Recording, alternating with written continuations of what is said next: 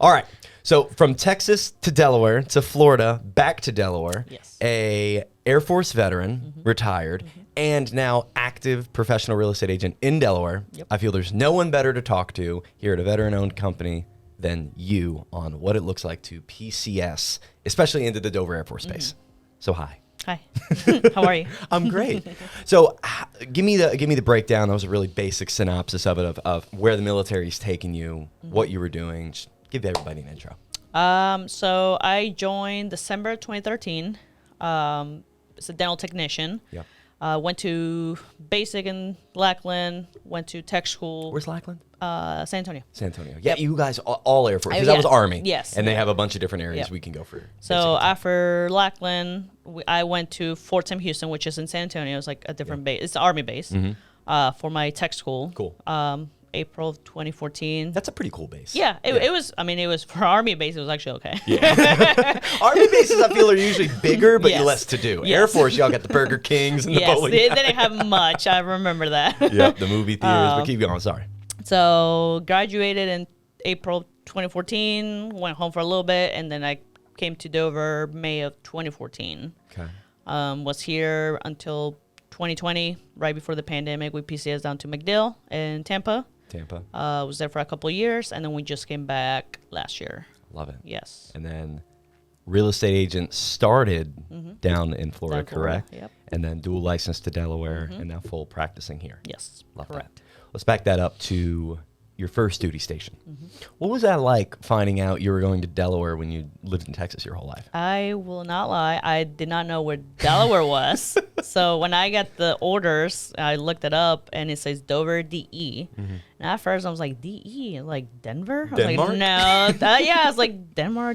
I was like, no, that's Colorado. I was like, I don't know. I had to Google. I'm like, what is Dover DE? And it showed the map, Delaware, or Dover, Delaware. But Delaware was like on the water. Because, it's such a small, like, the line. And I was just like, where am I going? What was your first impression when you got here? So I drove with my sister from Texas, and Whoa. we took, Virginia, DC. We stopped, saw the White House, whatever. And then as soon as we come into Delaware, whatever. Whatever. We come into Delaware, and it's just like cornfields. And I was like, Oh, what? yeah, absolutely. If you come from D.C., you're getting tons of cornfields for a Yes. minute. Yeah. So yeah. like the back roads, and I was like, where am I going? So we got here. We got to my dorm room on base, and I was like, well, I need a TV. So I Googled, I'm like, Walmart, Target. And I was like, oh, it has a Target. We have a Target. Okay, like we're not that bad. We're not that bad. Yeah. So no, it was definitely different. I mean, I'm from a small town per se in Texas. College Station is not that big. It's bigger now. But like you said, near Texas A&M. Yes. Is it? And that's a big. Can we go to that real Yes. quick? What's the difference in atmosphere between a place that's like probably filled with so much? You said small town. It's a relatively small town. So to me, College Station, Dover, kind of the same as far Kind of as comparable. we have a college and one big university, and then we have a base. So it's like basically when I came here, I was like, oh, the base is like the college. We have, even though the college has way more people than the base has. The base only has like 35,000 people. Yeah. How many people? How much on campus for Texas A&M? I have no idea. I just know Over 35,000. I honestly, I will not lie. That's I just crazy. remember. I just know that the stadium can hold up to like 90,000 people, and it gets full when they play Alabama, LSU. Of course. So I mean, I know that's obviously alumni and everything, but it's a big university. It's a big college. It wasn't when I was there. It wasn't as big until A&M moved to the SEC. Heard. Then it started to get bigger and bigger. Like I haven't visited since 2019, I think. And I wish Delaware had a big college sports team. Yes. I really wish it Yes, did. I did. But the Blue Hens will suffice. Yeah. DSU Hornets. I've been wanting to go watch them. I still haven't. Go had see the a chance. Hornets I know, football I need game. to. I Yeah, need next to. season. Yes. That's a fun environment. They Because got I've gone a to great A&M band. once, and they're really fun. Yeah, the Yep. basketball games at DSU are great too Are they? because Okay. they got a smaller area, Yeah. but it makes for really condensed like energy. Yeah. Student section is great. UD is fun too. Yeah. UD's got a really good game, football and basketball. Yeah. Yeah, I used to go when I was in high school. I used to go to A&M, so volleyball, basketball, football. It was really fun. Love So, it. I miss that. So let's talk about now your first months. You said you drove through fields. You eventually found the Air Force Base and were like, all right, there is a town here. Yes. What was the first month like? Like looking back, knowing what you know now about Delaware, when you first arrived to Delaware, what do you think you did right in terms of your first few months here and figuring out the best places to go and what to do and how to adapt versus what you actually did? So I was 19 when I first came. I couldn't drink, so I didn't care for the bars. I didn't know the nightlife. As far as food, I'm Mexican, so I did care about the Mexican spots. Luckily, my supervisor at that time, she was great. She was like, yeah, go here, and she actually took me. Like my first day at work, I got here on a Sunday. On Monday, she was like, let's go here. Where'd she take you? Well, the first time was Chipotle because Yeah. I was like, okay, I didn't know what Chipotle was because Texas has Chipotle? Texas has Freebirds. Texas doesn't have a Chipotle? It does. They Okay. do. I just never went. Never went So there. I always Got it. used to go to Freebirds, which is Freebirds. Freebirds. Like It's the song? same. Freebird? I guess, yeah. You never heard of the song Freebird? What is it called? What is it? Or what is it? It's okay. It's just like a really long, famous rock song. It's all good. Maybe I have. I'm not good with names of songs. Maybe I good. have. Maybe. But it's like a Chipotle. It's just different name. Got it. Okay. So that's what I'm used to. And then so she took me there. Cool. The next day, I believe, or like sometime that week, she took me to El Nopal. El Nopal. El Yep. Nopal and La Delicia. And they got a new spot now on 13. Yes. El Nopal Yeah, does. I need to go try that one. Super cool. But, That's where Pigs Fly was. Love that. La Delicia was another one. I think they closed down since COVID. La Delicia. Yeah, I believe so as well. Yeah. But that was a great one. So she took me there. Now, what about environment? So you get in here, and did you buy your home initially? Did you rent? Did you I live in the dorms. Lived in home base. dorms? So it was Okay. like I was like a college student type of thing. You know, like they put you in a dorm. They take you don't get your BH. They take it. Heard. They have a what they call defective dining facility. Yeah. So I would go breakfast, lunch, and dinner there. On the base. On the base, yeah. So everything was covered. If I wanted snacks and that came out of my paycheck, I will have to go commissary or Heard. Target, whatever, somewhere buy my monsters or whatever I wanted. Now, I do want to get into what it looked like, especially from you going from Florida to Delaware, because did you rent your home or own your home in Florida? So in Florida, we stayed on base. On base, because, gotcha. You rented on base. I went to work on base, and my wife was going to school, Heard. so she had to drive. And now here in Delaware, rent or own? We own. Own. Yes. Amazing. Yes. So I definitely want to talk about that process because I think a lot of people listening to this Yep. are thinking, either just got my PCS orders and are thinking to themselves, where's Delaware, and made a similar search that you made, and are getting ready to drive through the cornfields of Hartley before they get to the Air Force Base. So I would really like to dive into like the step-by-step of, hey, what's day one look like? What should I do? Who should I contact? What should I be preparing for? And a lot of people own their home where they're at. Yep. And are going to have to sell, prepare that timeline to buy here. But before all that, you had an interesting job in the military. When you say it, you said dental technician. And Yes, you're I was like, whatever, yeah. got you. But what specifically, especially at the Air Force Base in Dover, were you doing? Because Dover has a kind of ominous thing we're known for. Yes. With our morgue. Yeah. So I was a dental technician. I was a dental assistant. I was a records and reception person. I was in charge of the installation instruments. All very interesting stuff. Yeah. Yep. And then I believe, if I remember correctly, I think back in 2015, I joined. We had like a team. So the morgue here has the main guy, the main dental guy. But when he goes on leave or goes TDY or whatever, they need us to fill in. So it was myself, and I think he was a tech sergeant at the time. I was a brand new airman. We would cover the cases at the mortuary. So I did that from 2015 to 2020, so 5 years. How was that? Man, it was tough. I don't want to say I liked it or enjoyed it, but I did enjoy the mission. I don't know. It's a mission. It's it was like important. It was an important mission, and I felt like I was part of the military. Because as Yeah. far as being a dental technician, you're like, I work in a dental office. Yeah. It doesn't feel very military to me. But doing that mission, I'm like, okay, like this is real. I hear Like you. these things happen. Yeah. You know, we did dental forensics on the fallen heroes. So at first, I felt like a lot of I'm doing something good, Yeah. and then as the time went on, I'm like, okay, I can't do this, and I ended up having to like when they would be like, hey, can you fill in? I'm like, I can't, I can't. So That's tough. It's heavy. it for me it changed after I met my wife, having kids with my wife. I don't know why the kids part, it changed to me. I don't know why because before when I was single, just whatever, I'm like, I could get in there, do my job, get out. And after having a family, I was like, man, this is like different. I don't know why. But yeah, it was very heavy. You have to cope with that with a lot of dark humor, unfortunately. So sometimes my dark humor comes out, and I'm like, I had to use that to cope for a lot of things. Because your job, like we were saying just before this, I mean, you had to match records with somebody who may or may not have passed in one of many ways overseas. Correct. Flown into the Air Force Base, and now you're taking the dental records, like you'd said, from the past, because and everybody in the military is going to the dentist once or twice a year. And that's why it's required for the military to go, because they have to have your pre-mortem records in case something does happen. So when you, I don't know, you deploy. I don't know if they may, you have to go to dental. Oh, absolutely. So that's a checklist, a requirement for you to go to dental, get your x-rays updated, because if something were to happen, we have to match them post-mortem. Yeah, we actually do it twice. We had to do it locally, and then when we got to El Paso for our like pre-deployment, hey, get used to the hot weather. Yeah. We had 3 weeks, and they had us do it again just to, I guess, make sure we had the same teeth. But with that, I mean, you're probably getting everybody from someone who looks like they passed of natural causes to people that probably don't look like people. Oh, yeah. And that, I heard you when you said, I felt like I was in the military. And even when it sucks, I hear you, because like when I deployed, it sucked. There's a lot of times where I was like, this is the worst. But at the same exact time, you do feel like you're a part of the mission. Yes. You do feel like you're giving something to the greater cause.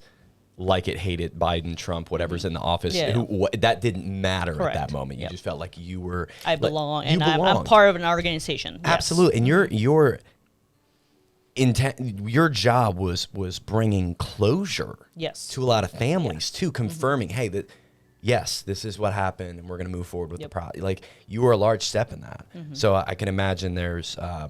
Pride probably is the wrong word, but like that fulfillment and like you said, being a part of it. So I mean, I'm not to get too much into details, but there was a couple where, there was nothing recognizable.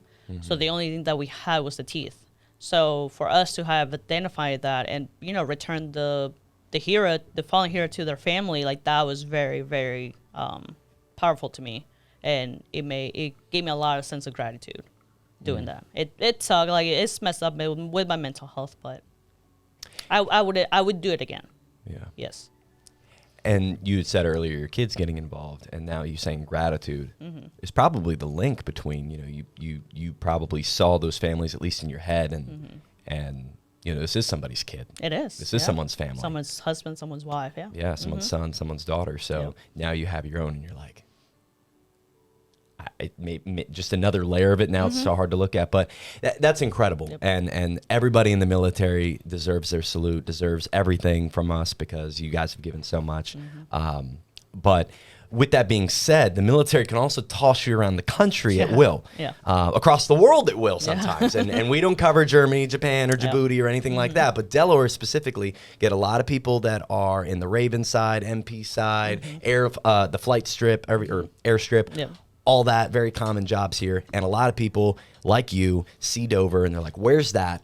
And the other thing about Dover is a lot of people get here and then they don't go anywhere else. A lot of people, my father included, came here, and we were here for 14 years and then he retired, I believe it was. I mean, honestly, if it wasn't for my wife, because my wife was the one that drove the orders to Tampa to go to school. The military was paying for her school to become a dental hygienist. If it wasn't for her, I don't even know if I would have left. Because, I mean, I was here. When I left, it was 6 years, and I was like, I don't know. If it wasn't for her orders, I don't know if I would have left, honestly. Makes sense. So let's talk about the orders. Somebody gets their orders from Florida, from Fort Sill, from El Paso, from California, and they find out they're going to Dover. What's a typical timeline look like when you get your PCS orders? How much time do you normally have to get to your next place? I know there's a soft date, there's a hard date, but you were in more recently than I was, so I'd love your take on that. I don't know, it's been like a year and a half. I believe it's about 6 months that when they give them to you when you have to PCS. Because I remember my wife, so when we were Florida to Dover, I was getting out. So I was getting my retirement orders. She was getting her PCS orders. So we went off of her. So I believe she got them in February, and we had to report. Well, she had to report in July. Okay. So whatever. About 6 months. Yeah, about 6 months. So the had to report date.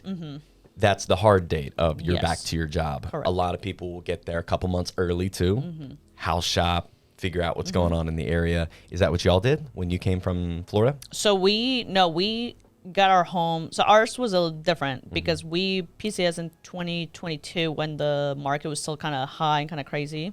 So we had a realtor. We put in offers a couple houses and we got beat out. So we're like, okay, whatever. Luckily, I don't remember how exactly did it, but I reached out to a friend. I'm like, hey, I'm moving, whatever. And she was like, oh, are you looking to buy?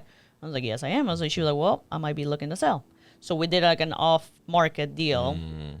But I believe, like I said, we knew we were coming here January. She got her orders in February. In February is when I hit up my friend. I'm like, hey, like it's legit. We're coming. And me being a realtor in Delaware or Florida, I already knew the process. So I have a lawyer friend, the real estate lawyer friend, and I'm like, hey, what's the form that you guys use? So she sent it to me, and then fill it out. Have my friend like, hey, just review it, make sure it's good. She signed it, we signed, and then we're like, cool. So we had it. I believe that was like March, April. That's incredible, yeah. Yeah. So and being an agent yourself, you can walk that. Yeah. So we were under contract around April time, and we went. I wanted to lock it in April because that's when the interest rates were going up. Heard. So we locked it in April, had my interest rate, and then we didn't close until July 1st. July 1st. Okay. So for those that don't walk into that kind of opportunity, you guys reached out to somebody. They ended up needing to sell already. Yeah. So that worked out. Did you virtually see it? You said you put in a couple offers. Did you virtually see that, or did you travel into Delaware to see them? No. So I do not recommend this. I never saw my house. Wow. I saw pictures from the outside. Beautiful home. Do I regret it? I don't regret it. It's a beautiful home. It's a beautiful location. I love we're like central, right outside the base, like 5 minutes from the base. Inside, I never saw the inside. She sent me a video of the downstairs. And I was like, oh, cool. Like, the layout's okay. Never saw the upstairs. Wow. I'm not going to get into it. It wasn't as pretty, right? So we had to, we closed as soon as we came, or we got the keys, went to the house, and we're like, what the hell do we do? So we had to replace a lot of stuff before TMO came and gave her our furniture. So it was a process. So I do not recommend sight unseen. At least have a realtor, have somebody else see it for you. A middleman, yes. Yeah. I would never recommend, from personal experience, buy yourself and never seeing it just because you need a home. Yeah, I think there's 3 options, and that's maybe 3.5. Your sight unseen, which buyer beware. There's the virtual showing, which is can kind of still be sight unseen. Yeah. Maybe you can be on FaceTime, you can get the video, but having a real estate agent involved, who knows, hey, I'm going to also take a video of me upstairs. Yeah. And those are things to look for. Yes. Exactly. And then people travel in. Yeah. And actually, spend a weekend, see a bunch of properties. Well, and technically there's a fourth because when you PCS here, they give you 10 days to shop. So technically you could wait until you come here, shop, and stay in a hotel or whatever while you do that. I mean, I know it's going to take 30 days to close, but that's an option. And when we came into and it's an option. When my family came to Delaware initially as kids, we bought the property. We were under contract, but we had to stay on base for a few weeks until it closed. So that is an option. The 3.5 option I've seen a lot of people do is they have the realtor involved, and then they also have a friend of theirs or a family member attending. I've done that. So that's a very common one, and one I suggest. The first one's probably try not to do that. Try not to do that. Like for me, it was just. No, but you had a friend. Yeah. You were a real estate agent. A little different. You had a lawyer. Correct. A little different. So you get your orders. I'm going to present what I think the order of operations are, and working with a lot of savvy military clients myself. Normally, you're getting those orders. First thing you need to do if you own a property is you need to contact your local agent in the area of trust that you have, maybe the person that helped you buy the property, to figure out what that home is currently worth. What equity am I walking away with? What's going to be the timeline to getting it on the market, and when do we need it sold? Because like you said, you got your orders in February, and then you didn't need to get there until July. Correct. So you don't need to sell it tomorrow. No. You need to have a strategy. So getting with that listing agent initially, A. B, getting an agent and or lender set up for the next area. Now, If you come to us here in Delaware, like let's say you live in Delaware, which maybe you don't, maybe you're coming to here, but if you live in Delaware and PCSing out, we have connections to realtors all over the area, like so many military bases, because this happens all the time. Correct. So a lot of times we can connect you with that person. But if you're coming to Delaware, welcome. You now have your contact. But whether it's us or somebody else, get your contact in so that you have somebody like for options 2 and 3 and 4 to represent you at these showings if you can't go. Yes. Now, would you suggest then from there contacting a lender or mortgage officer? Would you recommend, what's kind of the next step once you found out, okay, cool, I got the equity of my property evaluated. I know how much I could sell for in this market. I also know when I should sell in this market. And typically we say try to get on the market 3 to 4 months before you want to get here, because you do have kind of that soft date and hard date of getting in, which probably if your hard date was July 1st, you probably could get in somewhere in April if you wanted to, June if you wanted to. Like here? To Dover? Yeah, we left our other base like mid-June. Got it. And then we took a couple of leave days. We visited my sister-in-law in North Carolina. So yeah, they normally give you soft dates, so there's that transition period. Yeah. But with that being said, when should somebody reach out to a lender to figure out, okay, cool, I'm selling this property, buying a new one. How do I make this happen? And should they contact the lender from, let's say in your situation, Florida, or should they contact somebody that's in Delaware or wherever they're going? So if you're selling and then buying, I recommend getting a local lender and realtor from the place you're going. Okay. So in this case, Delaware. If you're going to Delaware, getting a lender in Delaware. Yes. Okay. So get your realtor from wherever you're coming from. Yeah. And then get a different realtor for where you're going and a lender in Delaware. Correct. And I want to throw something in there. I've been on 2 different sides of transactions that were smooth as all get out for PCSs, and then others that are absolute chaos. And I think there's only two main factors. 3. Let's make it 3. Okay. Number 1, I'd say, is when you use a local lender versus one of the Veterans United, Navy Federal Credit Union. I'm not bashing those companies at all, but they are not as locally niched down in their expertise for Delaware. They're national. They have great programs that offer upfront, but a lot of times they come with bigger fees on the back end, where a local lender is going to be, especially one, maybe that we would recommend because we've done hundreds of transactions. And we trust these people and we know they do their job the best way and get the clients the best deal. With all that, number 2 would be, and I lost my track, and so I was going to add 3. Number 2 is when the agent, and in terms of what to do to make it a good transition, number 2 is when the agents know each other or at least communicate.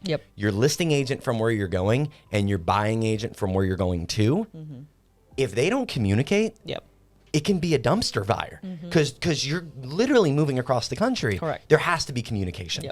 So local lender that knows the area you're going, 2 agents that are in communication, and number 3, and this is the bonus, and this is for the person watching, the client communicating. The client communicating, because a lot of times you are having virtual showings. A lot of times the husband is flying in for a weekend to quickly knock out 8 showings or see 7 open houses and 2 new construction tours. Like, it can be a lot. Open, consistent communication. That's why on our team, iPhones are a necessity. Because we have a lot of group messages with our clients and lenders, making sure everyone's tied in. What would you add to that in terms of need be to make sure that this is a smooth PCS as opposed to a chaotic one?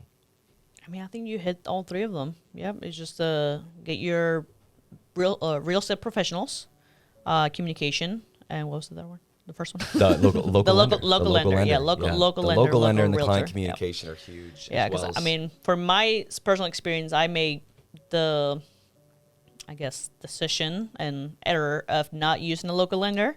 So I had to pay extra fees for the origination of the mortgage. So, which I wish I would have known to go originally go local. Yeah, and just they would waive it. And just the disclosure of everything going on. The thing that those big companies, the Quicken Loans, Rocket Mortgage, now all those, like, they get the promo out there, but they're not going to be as forthcoming Correct. about the fees that are on the back end Yes. when you reach the closing table. Because guess what? You're at the closing table now, or 3 days from it when you reach this point where you get this document Yep. that shows all the fees. What are you going to do? Not buy the house now? Correct. Yes. There's nothing you can do at this Yeah. point, and they know that. And it sucks a little bit. It's a little in the grayish area, in my Yeah. opinion, of ethics. So that's why I love like someone locally that lives in the area, that knows the area, that's worked in the area. That's going to get you the best opportunity. And someone you could walk in, you could run into this person at Target. Yes. They're not going to jip you. Yes. They're gonna make sure. So let's wrap this up with a few more things. So we've talked transition in and how to make that smooth. Let's talk about first month or two on ground. So let's say you have now put in offers on properties, whether virtually, in person, agent over video, and you've gotten a property under contract. The time frames of selling your property and buying the property, they've been negotiated. You've had meetings with these agents and you've gotten a good strategy going down. And now you're coming into Delaware. What do the first few months look like? In processing, obviously. Yes. So, Culture shock again. I mean, usually, so you come, I mean, I can't really talk about me coming back because I didn't have to in process, but I mean, talking about my wife, right? So we came back to Delaware end of June. We stayed with a friend. Luckily, we have friends from the first time being here. Yeah. So I stayed with her until we closed. We closed. For us, we ended up pushing our TMO, our furniture. Getting here, we pushed it until TMO. Honestly, I have no idea what it stands for. Something moving, right? It's transportation. Moving and... Honestly, don't get me a lie. Okay, gotcha. Google it. 10-4, the TMO. We'll stick the there. TMO, they're the moving companies. We originally had it planned because we bought it July 1st. Okay. We had it planned to get there like July 5th or whatever for July. Heard. Then when we realized, okay, we got to paint walls, we got to change carpet, this and that, we're like, we pushed the TMO until end of July, did all the renovations, then they came in. So usually after you close, you get your house keys. If you are already under contract before, you should be able to tell TMO like, hey, this is my address, and they should be able to give you not shipping date, but what's it called, like a delivery date. Delivery date. Yeah. For closer to when you close. Like, speaking, I just closed in a deal back in December. So we closed on a Friday, and I believe she said that their furniture was going to be delivered like that next week, like that next Wednesday. Heard. So they had a couple of days to do painting, whatever they wanted to do. So you can always schedule that. You can push it like I did. So usually you get TMO, you get settled in. We closed first, July 1st. My wife had to report to work July 5th because she had the 4th of July weekend off. So she went to work July 5th, and she kind of got away with it. She got the 10 extra days off for the housing. Nice. So usually when you don't tell them, like, hey, I don't have housing, they'll give you 10 days. What's BAH at now in Dover? Is it 2100? 22? It just went up. So she's a Master Sergeant, E7. Hers went up to 2400. Wow, nice. Yeah. So I believe with kids, married, with kids, got it. dependents, yes. With Off base. Yes, off base. I believe like a Staff Sergeant is like 2100. Yeah. So. And yeah, they just did get a pretty decent increase. Correct. Yes. When I was deployed, it was 1450. Yeah. I mean, and we got like up to 1650, like a 200 bonus for being overseas. Yeah, I mean, from last year for her rank, it was 2100. It went to up to 24, so she got like a 300, 200 bucks, $200 extra. Yeah, so Nice. it just went up. So outside of getting like utility bills set up, USPS forwarding address, Yes. making sure trash is going to pick up, Wi-Fi, phones. What else is there? What else could you say as a veteran, recently PCS to the area, would be like your best tip for getting in the Dover and enjoying the process and not being as stress-induced, as not being as anxiety-driven? I think for my experience, having had a home under contract months prior to coming here was so nice. Like, I didn't have to worry about where the hell am I going to live? How are the schools? Because I already knew the schools, but I had already researched, okay, we want to see our district. So, And we have a video on that too. Yeah. So if anybody wants on our YouTube channel to see that, we have so videos on all the I was school like, districts. we knew where the kids were going to go for school. So honestly, being on the contract on a home, whether you're renting or buying, having Just that knowing ahead of home, time. knowing it's such a stress reliever. Yeah. So would you suggest, so if you're renting and or buying, whether you, let's say you don't own a home and you want to rent or buy when you get there, about 3-4 months out, probably beginning that process? Usually, like, even now, like, I get somebody like, hey, we just got orders to Dover. Let's say they contact me February, today. or today, January. Yeah. Okay. We get there August. When is a good time to start looking? Usually, what's that, 3 months? May? Yeah. May, April. I'm like, May, April. April is when you want to start getting the pre-approval. Absolutely. Contact the lender. That way you have time to get all your stuff. And then by May, actively start looking at homes, you know, maybe put in offers. And then if the offer be like, hey, can we close end of July or something? And that's super common. That's super common. And you'd be surprised by how many sellers are okay with that, especially in this market. Because a lot of sellers are actively trying to buy another property themselves and maybe haven't found it yet.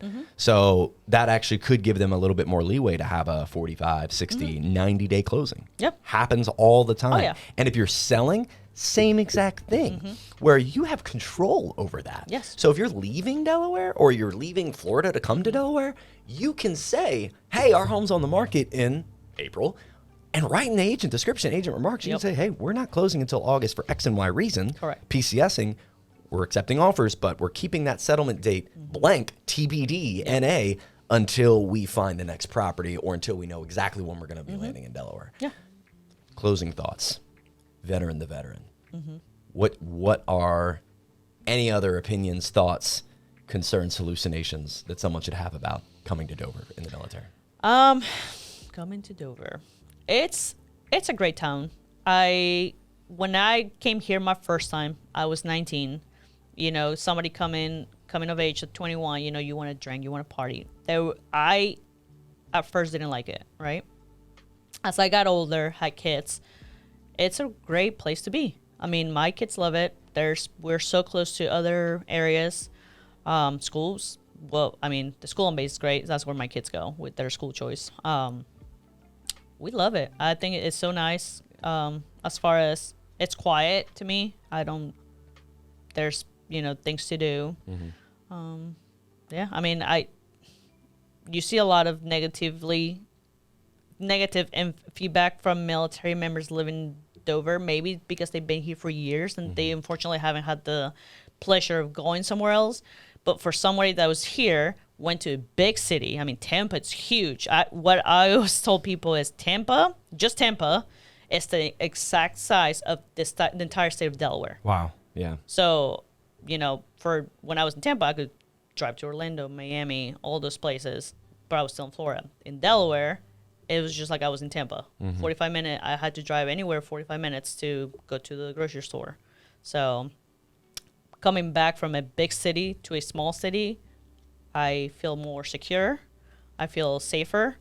I mean, traffic is great to me coming from a big city. So yeah. I love Delaware. That's what we came back. I mean, yeah, tax-free shopping, yeah. low property taxes. Yeah, I mean, Florida property taxes were insane. Absolutely, yeah. When we Yes. have people coming from Cali, Yeah. and they're like, "Yeah, we pay like $18,000 a year." Yeah. I'm like, well, you're gonna pay $1,800 a Yeah, year here. I mean, So my clients in Florida, they were paying like $8,000 a year for property taxes. Their insurance was like Oh, yeah, $4 or then the $5 insurance grand. is I crazy, mean, my too. insurance here is like $900. yeah, Yeah. 1,200 to 1,600, Yeah. 900 is good. Yeah. I love that. All right, so PCSing in the Delaware. Karla Montes, where could someone find you? First of all, drop your phone number real quick. Well, it's my personal. I use my Texas number. It's Okay. 979-402-1287. And they can text or call you. Text call. Text yeah. or call. And then also, you're on Instagram, Facebook. What's the Instagram handle? Instagram is Karla.loft. Karla.loft, Karla.loft on Instagram. And the best time to start that research from what you're saying is you get the PCS orders and it's time to hit up whether it's your listing agent in the area, buyer agent where you're going, to start the strategy session, start getting knowledge together on what the plan's going to be. Because the military don't really care about your plan. You just need to get there on You just time. have to be there. You have to show up on July 2nd. Yep, if you're on close time, enough in uniform, with a good attitude. Yeah, Yes, whatever ma'am. day All is. right. Well, appreciate your service, and anybody watching this, appreciate yours as well. We're a veteran-owned and operated company, and we'd love to be able to service you in your PCS because we've dealt with it quite a bit. A lot. A lot of balls to juggle, but we've dealt with quite a few of them. So appreciate you, and appreciate you. We'll chat soon. Nailed it. Done it.